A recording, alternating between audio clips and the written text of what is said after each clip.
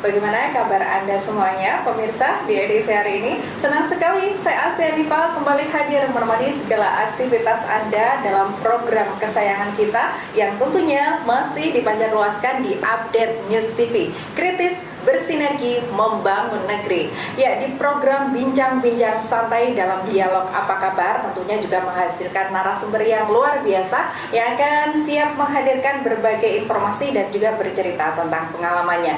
Dan tentunya di kesempatan kali ini saya tidak sendiri karena sudah ada tamu saya yang sudah berkesempatan untuk hadir di edisi hari ini, yakni ada Ibu Yuli Rantawati atau biasa dipanggil dengan Mbak Yuli. Ya, Assalamualaikum warahmatullahi wabarakatuh, Mbak Yuli. Waalaikumsalam warahmatullahi wabarakatuh. Iya, gimana kabarnya? Alhamdulillah, serak-serak bahasa suaranya tapi baik. Oke, tetap semangat tentunya ya. Insya Allah semangat terus. Oke, dan pemirsa di kesempatan hari ini kita akan membahas berkaitan dengan tema kita hari ini, yakni bincang-bincang santai berkaitan dengan mendobrak stereotip perempuan dalam politik. Mbak Yuli, sebelum kita maka ke tema kita hari ini, mungkin bisa diceritakan ini Mbak Yuli, kegiatan sehari-hari Mbak Yuli ini seperti apa sih? Ini banyak yang penasaran kayaknya. Kayak kegiatan sama nggak dengan ibu-ibu yang lain. Saya ibu rumah tangga, tapi saya juga sebagai wanita karir yang lebih dalam lagi setelah almarhum abah saya. Kemudian bukan dengan terpaksa, atas kesadaran diri sendiri, kita para ahli waris berusaha memimpin semua jenis usaha yang sudah ditinggalkan oleh almarhum, baik itu di jasa keuangan, di bidang properti, SPBU, pertanian, Palawija, UDMK, sawit, dan juga beberapa bisnis yang lain. Jadi setiap hari kerjaannya ya bangun pagi, setelah lihat kebutuhan rumah, berangkat kantor, kantor ribet-ribet urusan kantor, setelah itu pulang jadi ibu lagi seperti biasa. Luar biasa. Ya, Mbak Yuli, tentunya dengan peran yang cukup aktif seperti itu ya, apalagi menjadi seorang ibu di rumah bersama dengan keluarga tercinta, di sisi lain juga harus mengurusi bisnis, seorang pebisnis, seorang pengusaha yang tentunya juga punya masalah yang cukup kompleks di luar sana. Nah, apa ini yang membuat Mbak Yuli ini dengan situasinya seperti itu, ini tertarik masuk ke dunia politik ini, Mbak Yuli? Jadi gini, kenapa saya tertarik ke dunia bisnis atau ke dunia politik ya, seperti yang penjenengan tanyakan. Sebetulnya bukan saya saja mungkin ya, banyak wanita di luar sana yang sebetulnya pengen terjun ke dunia politik tapi belum ada kesempatan, belum ada sarana prasarana untuk menuju ke arah sana. Sebetulnya ini sudah bukan hal yang baru buat saya. Saya belajar dari pilkada kemarin, kan kita coba di pilkada kemarin, alhamdulillah dengan suara yang bagus, walaupun kalah di pembagian kursi, it's okay bagi saya, itu suatu pengalaman yang baru. Kemudian kami lanjut ke pilkada 2024. Jadi itu aja, untuk lebih mewarnai sehingga memberikan suasana baru gitu, gebrakan-gebrakan baru, terus aroma-aroma baru untuk Nganjuk di tahun 2024 nanti. Oke, kalau mungkin ada dorongan khusus dari keluarga atau mungkin dari Mbak Yuli sendiri seperti apa? Kalau dorongan dari keluarga nggak ada, Mbak. Yang jelas dari saya sendiri, kebetulan terus semuanya saya izin ke keluarga, setidaknya tipis-tipis kita pamit dulu, nggih. Terus ada masukan, saran, kritik dari adik-adik saya karena saya tertua. Begitu juga saya pamit ke ibu saya yang Ibu Sambung. Alhamdulillah mendapat respon baik. Jadi itu lebih menyemangati diri saya untuk maju ke pilkada 2024. Ya, kembali lagi berkaitan dengan peran perempuan ini kan cukup banyak ya Mbak Yuli ya. Tentunya menjadi seorang pebisnis, pengusaha, saat ini Mbak Yuli juga berkecimpung di dunia politik sendiri. Nah, Mbak Yuli sendiri memandang perempuan itu harus seperti apa sih Mbak Yuli? Gitu, ketika melihat betapa banyak sekali peran-peran yang harus diisi oleh seorang perempuan sendiri. Kalau menurut saya pribadi ya Mbak, perempuan harus diberikan kesempatan yang sama sebetulnya. sama dengan pria pada umumnya. Kalau tugas antara di luar sebetulnya kita tidak memandang gender, mau laki-laki mau perempuan semua bisa. Tapi harus diingat lagi bahwa kodrat kita ketika kembali ke rumah, kita kodratnya sebagai apa?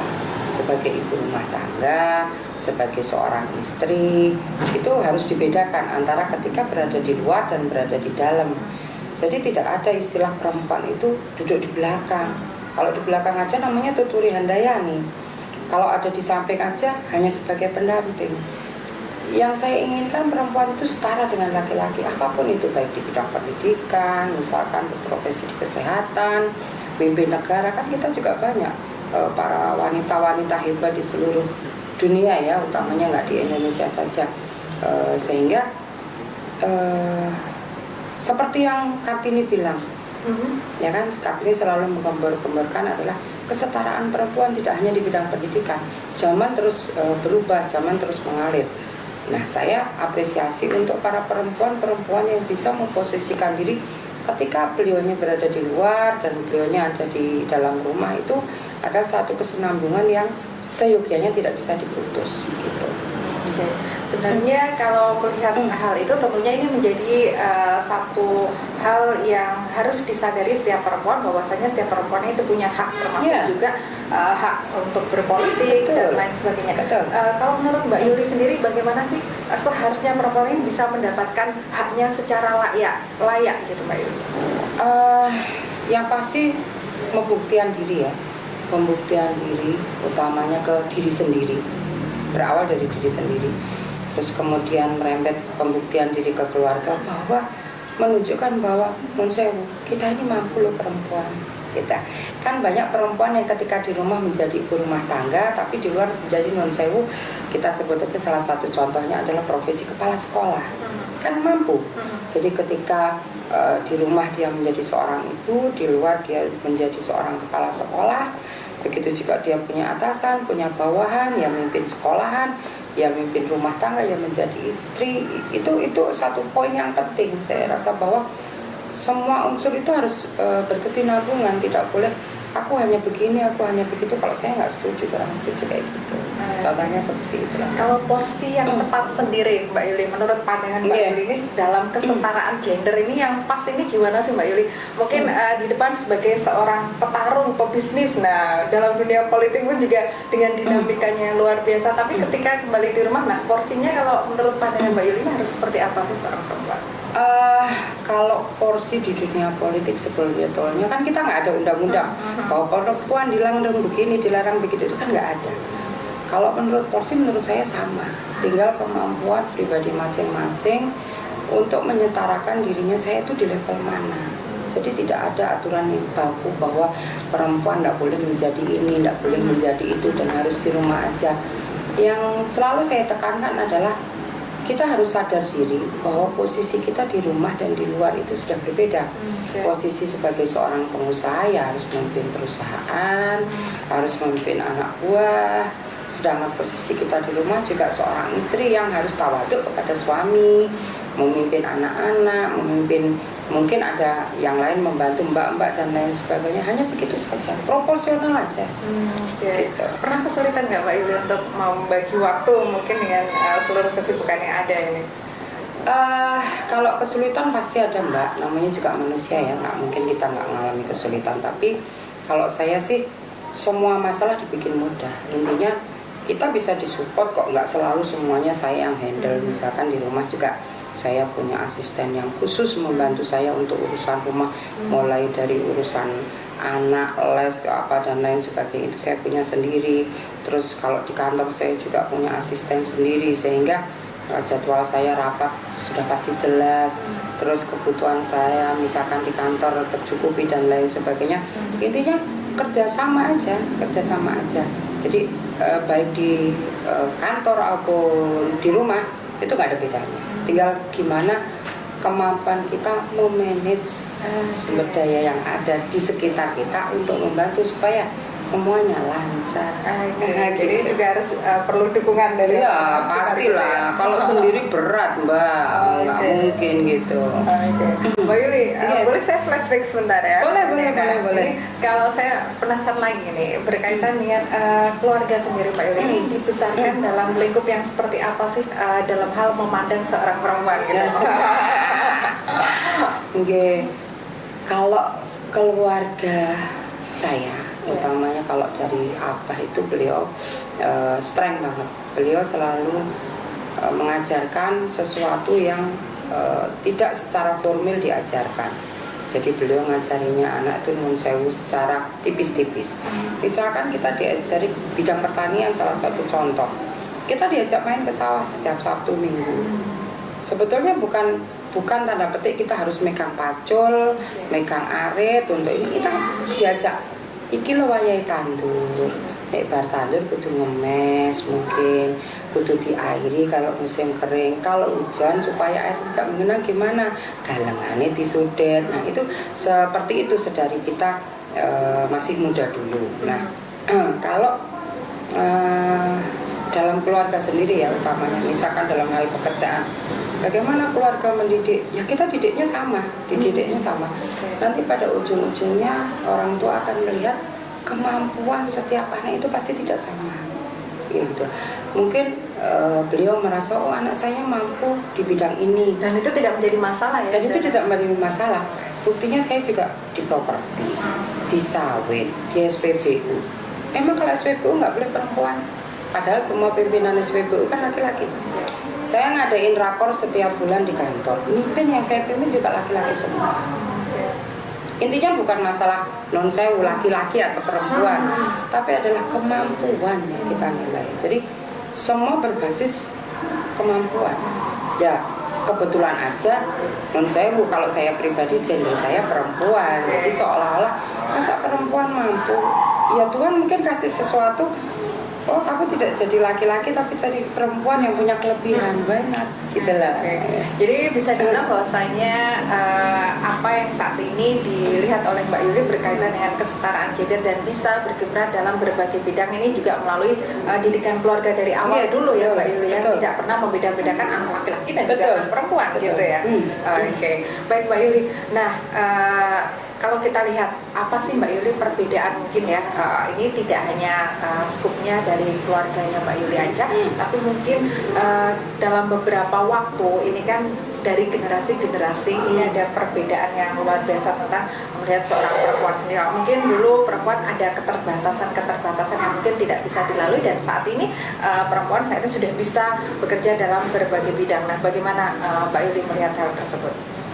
Secara pribadi sih saya merasa bersyukur ya bahwa saya contohkan diri saya dulu sekolah, zaman sekolah mungkin penjenengan juga tahu yang namanya SMK itu cenderungnya kan atau STM itu cowok semua.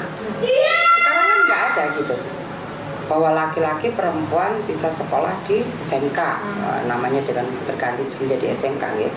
Kalau dulu kita cenderung wah itu STM itu atau sekarang SMK itu semua laki-laki, jurusan teknik, elektro, mesin dan lain sebagainya perempuan tidak ada. Sekarang buktinya ada kok, ada kan. Dan pemerintah sudah mulai memfasilitasi, dan kita contohnya di bidang pendidikan aja. Salah satu contohnya kan sudah memfasilitasinya seperti itu. Dan juga dulu jurusan boga identik dengan perempuan. Sekarang kan banyak laki-laki, ya kan? Kan berarti semakin bertambahnya tahun, adanya kesempatan, sarana prasarana yang memadai, gender itu tidak diperlukan lagi. Intinya adalah kemampuan Dan juga ikut berkompetisi. Betul. Di bidangnya. Kalau memang tidak mampu ya pasti dia akan gugur dengan sendirinya. Kalau dia bisa nge-push istilahnya kemampuan pribadi dia, insya Allah dia akan berhasil. Jadi laki perempuan sama saja, saya bilang sama saja. Cuman berbeda kodrat saja. Kalau perempuan melahirkan laki-laki bukan, katanya begitu saja. Hal-hal yang lain sama Mbak. Kalau menurut saya lah ya, karena saya juga memperlakukan contohnya anak-anak saya pun sama. Yang perempuan saya ajar ke sawah, yang laki-laki juga. Yang perempuan saya ajari untuk mengecek bisnis SPBU, yang laki-laki juga. Yang laki-laki di jasa keuangan, yang perempuan juga. Kenapa? Karena intinya adalah semakin banyak kita belajar, nanti kita semakin akan tahu di mana kita mampu, semakin mengasah kemampuan kita, semakin tahu banyaknya dunia di luar sana yang katanya kejam itu seperti apa. Itu kan perlu waktu, bimbingan, ajaran, nggak bisa instan. Gitu. Jadi harus punya bekal itu. Betul. Gitu. Baik, pemirsa, menarik sekali perbincangan kita di kesempatan kali ini. Tentunya kita akan lanjutkan lagi dengan perbincangan yang lebih hangat dan lebih menarik tentunya. Kami akan kembali sesaat lagi.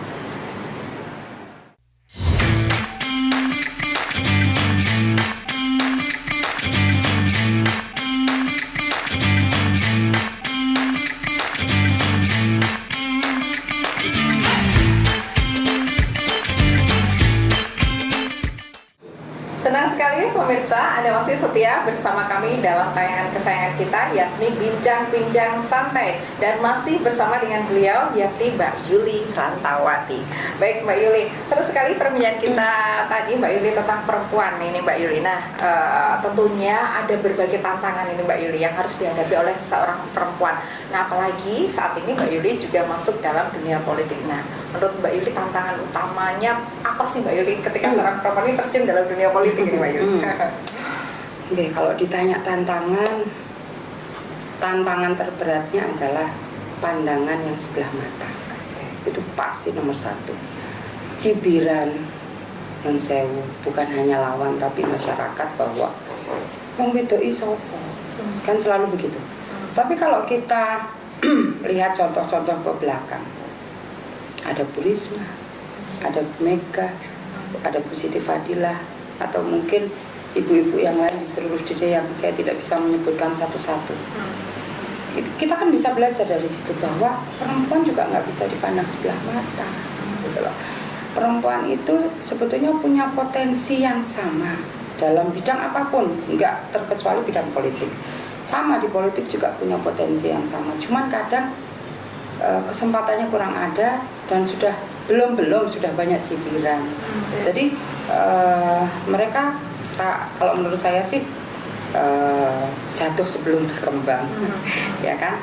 Mereka mau eksplor kemampuan, mau menunjukkan kemampuan juga, mau menunjukkan kepandaian dan lain sebagainya. Itu udah dihujat dulu. Dihujat yang nggak jelas-jelas. Padahal kalau menurut saya kasih kesempatan dulu. Nanti masyarakat yang akan menilai apakah sosok A, sosok B ini yang dibilang dengan gender perempuan ini mampu atau tidak. Kata-kata bahwa ibu itu tiang dunia itu memang benar. Ya kan, dia bisa jadi istri, bisa jadi istilahnya menjadi guru, entah menjadi ibu rumah tangga. Itu memang karena ya harus ada kesempatan. Kalau nggak ada kesempatan, bagaimana kami yang bergender perempuan bisa menunjukkan bahwa kami itu mampu dan setara dengan kaum pria pada umumnya. Kalau dari sisi Mbak Yuli sendiri, bagaimana sih Mbak Yuli sendiri menghadapi mungkin komentar-komentar yang negatif, kemudian hal-hal yang menghujat, menghakimi dan lain sebagainya nih Mbak Yuli?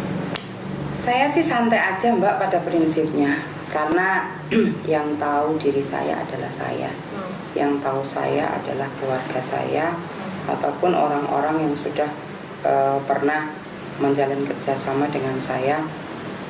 Saya tidak menyalahkan orang mau mencibir, non sewu merasani atau menghujat atau menjelek-jelekan saya tidak menyalahkan mereka. Itu hak pribadi mereka. Yang penting dalam diri saya adalah saya menunjukkan ini loh saya, dengan segala kekurangan dan kelebihan saya.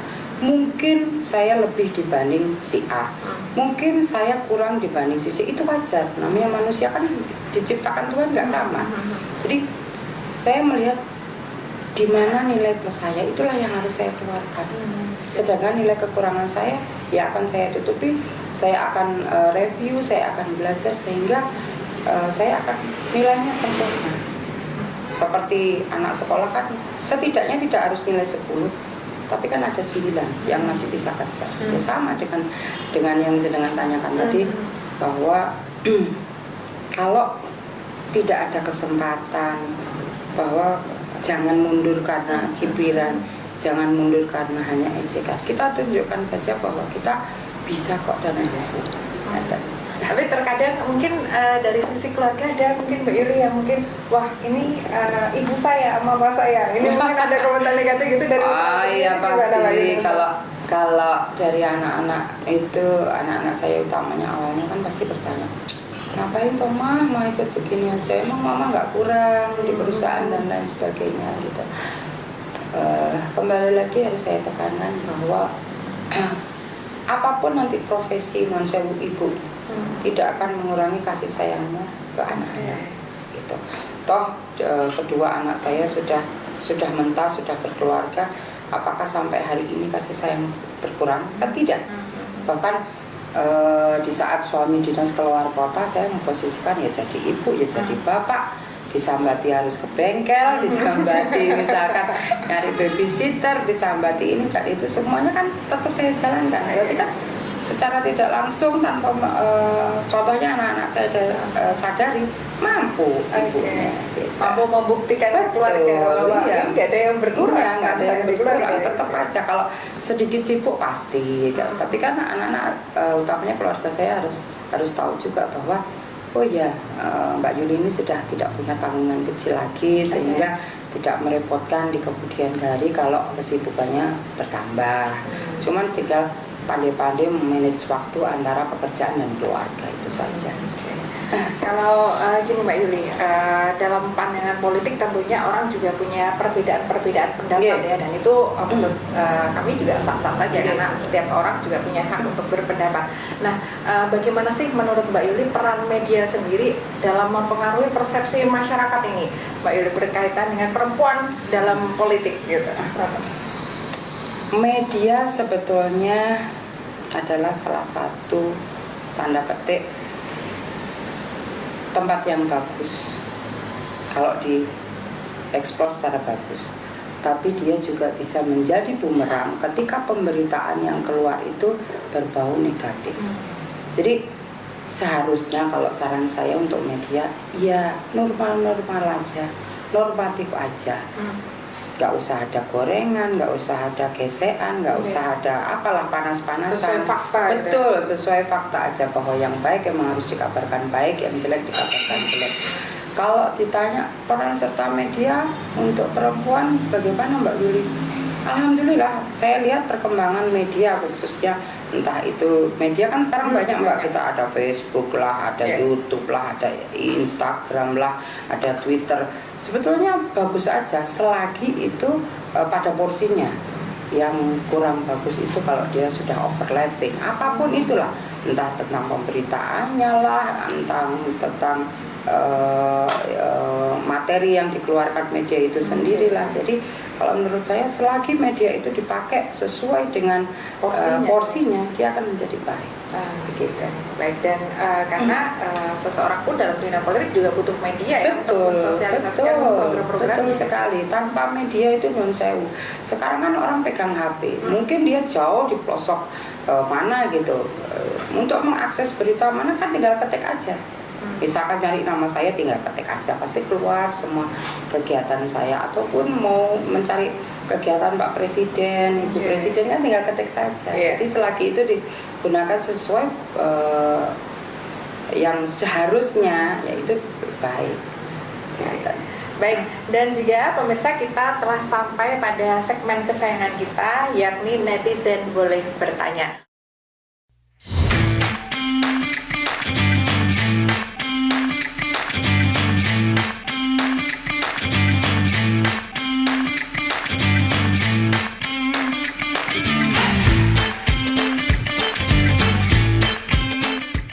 Mbak Yuli, saya akan bacakan ini beberapa pertanyaan dari netizen yang sudah netizen yang maha benar. Iya, yang belum tentu benar juga. Tapi boleh bertanya. Oke, siap. Oke, Mbak Yuli, saya ini dari Ari ya, underscore GBU. Ini ada pertanyaan, ketika terjun dalam dunia politik ini banyak rintangan, salah satunya yakni komentar negatif maupun positif. Bagaimana ini Mbak Yuli menyikapi hal tersebut? Nah, ini mungkin senada juga dari mungkin yang tadi sempat saya tanyakan. Nah, mungkin bisa digamblangkan lagi, Mbak Yuli pernah baper gak sih, atau mungkin pernah sakit hati gak sih gitu, atau mungkin gimana gitu? untuk para netizen yang mau benar, ya kan, yang merasa sok tahu ini dan itu, saya sih senyumin aja Mbak. Kalau saya senyumin aja. Masalahnya kenapa? Kalau terlalu dipikirkan itu nanti menjadi beban buat diri saya sendiri. Tapi kita juga tidak bisa menutup mata bahwa kadang apa yang mereka ucapkan itu ada benarnya ketika kita memang tidak tahu. Jadi itu juga bisa jadi warning buat kita. Oh ternyata di luar juga ada begini loh. Coba kita cari. Tapi kita lihat dulu atau info atau sanggahan, bantahan, komentar itu kita lihat dulu porsinya. Semua harus ditanggapi dengan kepala dingin. Masalahnya baik itu komentar baik atau komentar buruk, pasti itu ada plus minusnya dan itu harusnya memacu kita untuk menjadi tahu, menjadi mengerti, lebih responsif, terus untuk memutuskan segala sesuatu itu kadang kita butuh mereka juga. Tanpa mereka loh kita seolah-olah aman. Padahal menurut saya misalkan ada rezeki saya maju tanpa ada komentar netizen itu, saya merasa baik-baik saja, padahal di bawah amburadul kan kasihan ke saya juga. Dengan kritikan yang pedas, setidak-tidaknya kami bisa melihat kaca. Apakah kritikan ini benar?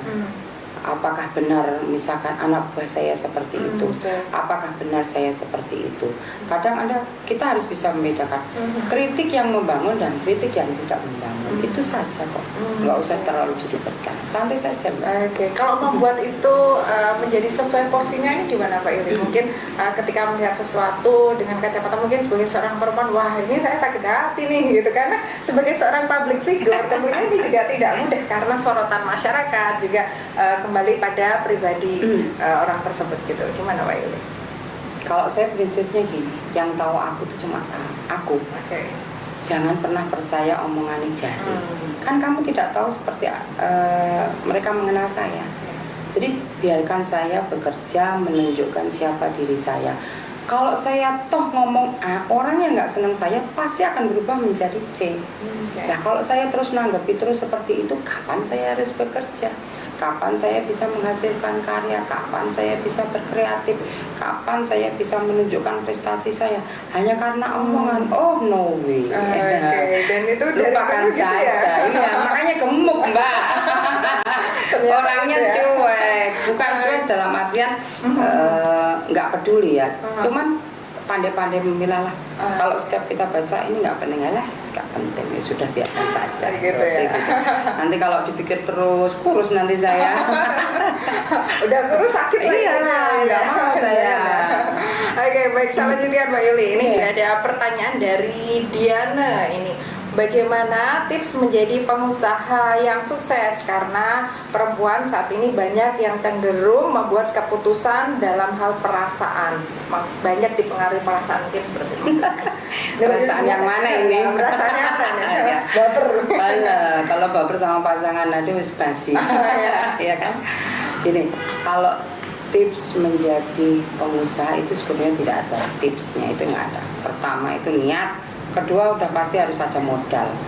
Kalau niat saja, emang modalnya dengan berdoa? Enggak mungkin, ya kan? Niat usaha ada, modalnya dari mana? Seandainya belum bisa mencari modal sendiri, bekerja dulu di tempat orang, sampai mengumpulkan, kasarannya kita sebut modal, gitu ya. Setelah punya modal, monggo, wujudkan apa yang seharusnya pengen diwujudkan. Misalkan nggak peduli itu jualan pecel aja, kalau belum punya modal kan kita harus kumpul-kumpul modal dulu. Sudah ada niat, sudah ada modal, tekun, telaten, rajin, inovatif, itu banyak faktornya, bukan satu faktor aja. Sekarang modal ada, kemampuan ada, tapi nggak telaten Mbak, percuma juga. Ya, setelah telaten menunya itu aja, kurang inovatif. Harusnya misalkan nasi pecel kan ada tambahan, misalnya telur bumbu Bali biar semakin ramai lauknya, itu juga diperlukan. Jadi semua komponen yang seharusnya ada dalam tanda petik orang yang mau memulai usaha atau menjadi pengusaha atau wirausaha itu mumpuni. Jadi semuanya ada, skill juga harus, terus inovatif, rajin, tekun dan lain sebagainya, itu dalam satu kesatuan, tidak bisa dipecah-pecah.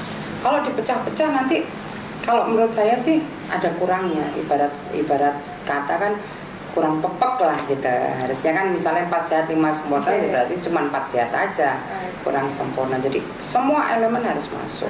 Jadi inovasi betul. dan berusaha ini sangat penting sekali ya. Sama-sama jualan pecelnya, tapi kan mesti ada ciri khasnya. Yang sana menurut saya mungkin kayakku lebih banyak berambange. Nah, yang sana lebih banyak bawangnya. Ya bikin inovasi begitu. Nanti kita studi kelayakannya ketika kita jual, apakah itu banyak peminat atau tidak. Kalau memang tidak banyak peminat, segera ditarik, keluarkan yang baru. Jangan terus didodoli sehingga nggak laku. Nanti 1 habis waktu, 2 habis costnya juga, karena ketiga ada lossesnya akan besar, kerugian kita semakin besar. Sekiranya nggak laku, segera bikin inovasi lagi. Gitu aja pokoknya. Kalau pengusaha itu apa ya Mbak, instingnya harus kuat. Jangan terus terpaku, misalnya nasi pecel tok gitu, jangan. Ya pakai insting yang lain. Mungkin mau ada tambahan lauknya, telur apa. Iya, kalau ini sekiranya dalam 1 bulan sekiranya nggak payu, diganti lauknya apalagi ciri khas. Mau ditambahi krengsengan kikil kayak apa kayak itu kan ya, inovatif. Biar orang juga tahu bahwa di sana tuh selain nasi pecel, ternyata dia juga kikil ada gitu. Jadi usaha boleh sama, karena di dunia ini nggak mungkin usaha itu nggak sama, tapi kan mesti ada yang berbeda. Nah itu yang harus kita cari, kita gali gitu ya, inovasi apa yang diminati oleh masyarakat gitu. Biar nggak monoton juga Mbak. Dan sampai saat ini usaha-usaha dari Mbak Yuli juga terus melakukan inovasi juga ya Mbak Yuli? Iya jelas tuh Mbak, yang namanya usaha itu kan kita contoh bidang pertanian kan nggak mungkin terus kita nanam padi terus ya kan. Kadang tanah itu kan butuh bernafas, butuh penyegaran juga. Jadi selain padi tanamin apa lagi? Mungkin ini musim kemarau kita tanam melon. Mungkin yang tidak memerlukan air banyak, masih memerlukan sinar matahari, terus tidak suka air dan lain sebagainya, itu pasti ada. Jadi kalau toh sudah ini bosan, ditanemin apa lagi, itu kan inovasi. Istilahnya gini, jangan berhenti karena keadaan. Jadi katanya Indonesia ini kaya, ya kan, ubi aja yang ditanam bisa jadi emas. Nah itu yang harus kita manfaatkan sebetulnya. Berpandai-pandailah berinovasi. Itu kuncinya ya. Oke. Saya lanjutkan lagi ini pertanyaan terakhir dari netizen kita, Mbak Yuli. Ini dari Ferry Dwika. Mbak Yuli biasanya hobinya apa? Suka mancing atau enggak? Biasanya kalau liburan kemana? Wah ini. Saya kalau liburan ngomong cucu. Gitu ya. Di rumah aja berarti. Enggak, karena cucu saya kan nggak satu rumah ya. Pasti yang paling tua kan ada di Jogja. Kita main ke Jogja. Atau kalau liburan kita kumpul di waktu yang sama, kita pergi ke mana.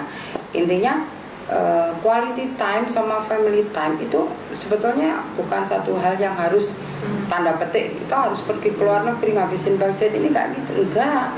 Dengan kita kumpul, ngobrol, makan bareng, istilahnya bikin Indomie aja, itu suatu kebersamaan dalam keluarga. Karena hari-harian saya sudah repot berkarir, anak saya repot, yang anak saya satu lagi berkarir. Jadi waktu kumpulnya kan jarang. Nah ketika ada liburan, entah itu Sabtu Minggu atau Minggu saja, bahkan kita sering keluar itu hanya untuk makan malam bersama. Ya kan, makan malam maunya di mana? Ma pengen bakso, ya sudah kita makan bakso. Ma pengen penyetan lele, penyetan apa, kan begitu. Intinya adalah momen-momen itu menjadi satu momen keakraban bagi seorang bapak, seorang ibu, anak, mantu, cucu. Udah itu aja. Quality time. Iya, cuman itu aja, nggak harus yang mewah-mewah ya. Mungkin kalau ada rezekinya berlebih, kita ibadah bareng atau bareng. Seandainya tidak sempat pun ya makan malam pun cukup. Makan malam atau kita nongkrong di mall kayak gitu, nonton film bareng sudah Kak. Apa sih yang dicari? Yang penting kan bisa ketawa ya. Terus ini hobinya ada. Hobinya kalau gemuk jangan-jangan makan ini. Makan saya enggak, cuma dibungkus saja. Sama aja berarti. Iya sama aja ya. Ya setidaknya tidak memperlihatkan. Hobi saya masak. Saya memang masih tukang masak. Iya, monggo ditanya orang-orang di rumah. Saya hobinya masak. dulu hobinya nyanyi, sekarang suaranya pecah, tapi tetap Oke. tetap nyanyi. Terus hobinya ngerumpi, tetap kumpul sama teman-teman. Apa sih Mbak, orang hidup itu intinya ketemu, ketawa, rame, selesai gitu. Walaupun masalah tidak bisa hilang, setidaknya kan dalam 1-2 jam itu diselimur kayak gitu aja. Nari dulu saya waktu SMP juga nari, baca puisi, terjemahan Al-Quran, dan itu masih jadi hobi sampai sekarang walaupun suaranya sudah amburadul. Gitu ya Mbak Yuli. Iya. Jadi dalam bidang seni pun juga suka gitu ya Mbak Yang Yuli? memang dari kecil kan saya les nyanyi, les nari, jadi ikut paduan suara, ikut tari dulu di daerah Nganjuk kan ada porseni-porseni itu Iya, kan saya iya. selain ikut itu. Oke. Nah itu dari kecil memang seperti itu, jadi sudah kebawa sampai tua. Walaupun sekarang sudah jarang, tapi setidaknya zaman dulu masih ada. Oke, baik. Dan juga pemirsa, di kesempatan kali ini kita akan sampai di segmen terakhir. Kita akan tanya-tanya lebih lanjut tentang keluarga. Nah, siapa yang tidak penasaran? Kita akan kembali sesaat lagi.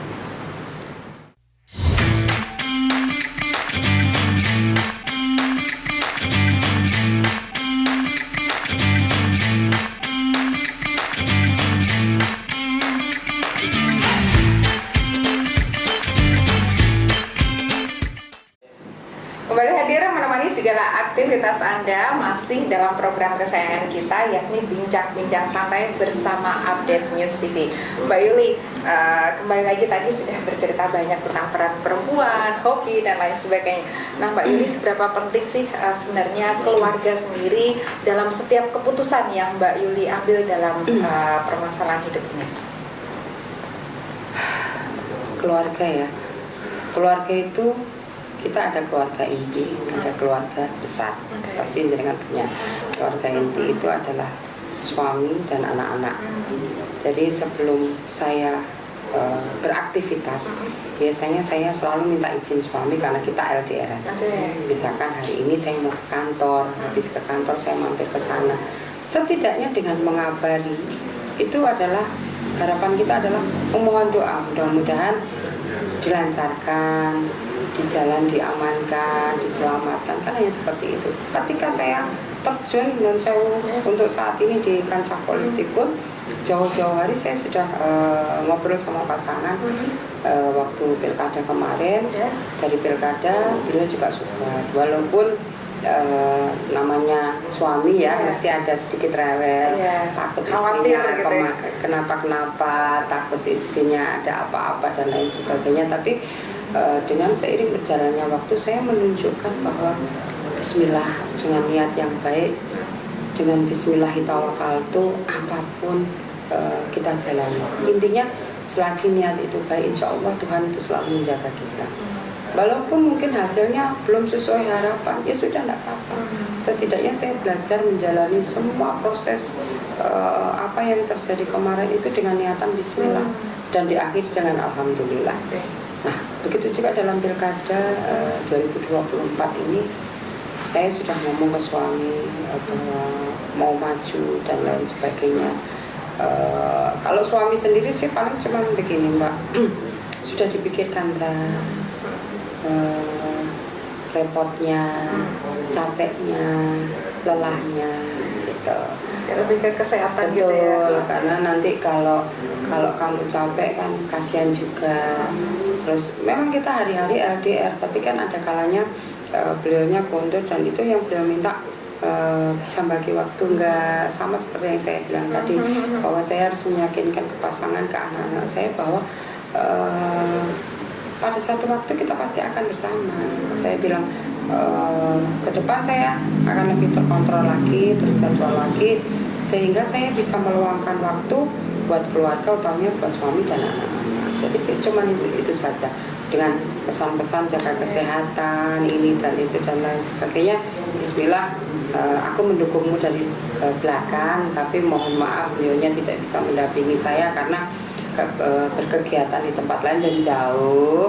Jadi seolah-olah Bu Yuli berjuang sendiri, ya biarin saja orang ngomong gitu. Yang penting kan saya sudah tahu bahwa suami saya mendukung. Gitu. Nah, Mbak Yuli, kalau harus mengucapkan terima kasih. Ini momen yang mengandung bawang ini sebetulnya. ada tisu nggak? Belum ada bawahnya ini. Nah, kau harus mengucapkan terima kasih. Siapa sih Mbak Yuli orang yang paling berjasa membentuk seorang Mbak Yuli saat ini? Aduh, itu satu hal yang sebetulnya berat. Kalau ditanya siapa sih yang membentuk Mbak Yuli kok jadi sekarang misalkan lebih tegas, lebih disiplin, lebih ini, lebih keibuan, lebih dan lain. Jelas saya matur bahwa Abah sama ibu saya. Abah sama ibu saya mendidik dengan cara yang berbeda. Tapi pada akhirnya saya tahu ketika saya sudah memasuki usia yang senja ini, akhirnya saya tahu bahwa apa yang beliau lakukan buat saya di waktu lalu sebetulnya itu adalah rangkaian mendidik. Cuman kan cara orang mendidik tidak sama. Non sewu tidak banyak orang yang berkecukupan harta dididik seperti kami, itu banyak juga yang tidak, dan banyak juga yang menyesal di akhir cerita. Misalkan orang tuanya belum menyiapkan generasi penerus dan lain sebagainya. Bagian cerita saya di masa lalu itu adalah proses mendidik yang sebenarnya tidak pernah saya sadari. Wah, ternyata saya dulu tuh setiap minggu diajak ke sawah tuh supaya tahu ya bahwa non sewu keluarganya punya sawah di mana saja. Terus musim itu pengaruh nggak terhadap tanaman dan lain sebagainya. Dari tua ini saya baru nyadari, oh kalau begitu dulu begini, kenapa saya harus mengerjakan sawah sendiri, ternyata susah menjadi petani. Belum lagi kalau panen harganya yang begini itu di akhir ketika beliau sudah almarhum itu baru terasa bahwa cara mendidik beliau ke saya lebih ke praktek daripada teori. Nah, selama ini kan orang selalu menganggap belajar itu cukup teori. Kalau saya tidak. Belajar itu yang utama adalah dari praktek langsung. Kenapa dulu abah saya atau kalau anak-anak saya bilang yang kampungnya itu nyuruh, ayo ke sawah, kamu nanam sendiri, nih nggak punya modal pinjem mau mamahmu, nih nggak ada mamahmu, nggak ada modal pinjem mau yangkung. Nanti kalau sudah panen kita separuh-separuh. Padahal itu pembelajaran bahwa apapun yang kita miliki, kalau kita nggak tahu itu akan hilang.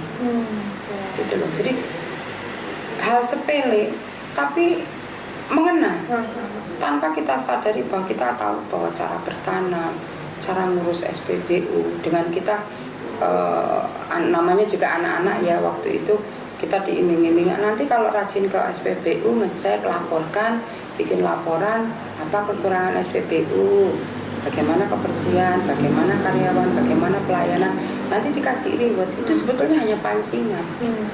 Intinya adalah kita diajari, kamu harus berusaha. Betul, dan tidak semua orang tua non sewu yang punya lini bisnis wirausaha itu mengajarkan seperti itu ke putranya.